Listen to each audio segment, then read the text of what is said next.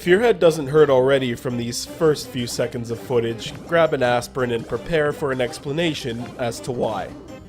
You may have heard of the British development team Traveller's Tales, and if you've been following me for a while, you know my feelings towards Sonic 3D Blast.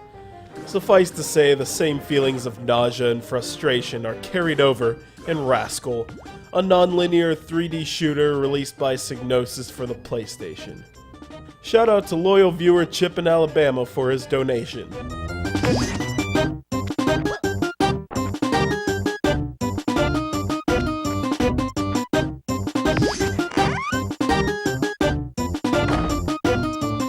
When Mario 64 was released, there's no doubt some games tried to ride the tide of wide-open 3D platformer worlds and everything inside them that made the game unique.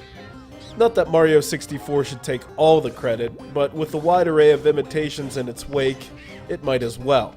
This is reflected like sunlight on a mirror in the subpar RASCAL.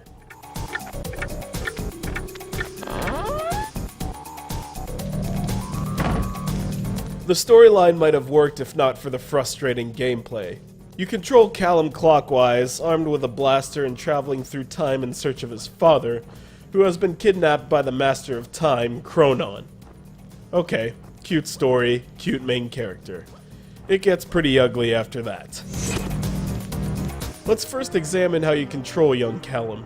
I'm openly against control of your character like a Buick, as examined in my review of Resident Evil 2. You will constantly notice how moving Callum backwards feels like the middle of a three-point turn.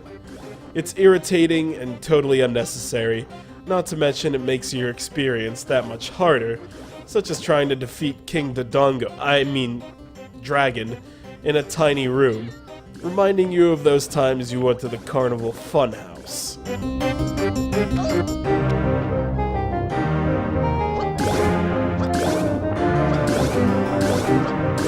The camera angles that the developers have so painstakingly selected for you will make you queasy.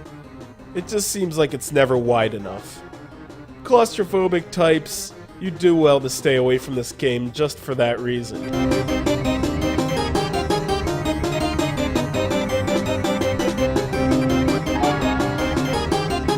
Now, Gex Enter the Gecko has had similar issues with camera angles, but has received better reviews since the movement is just so much more wide open.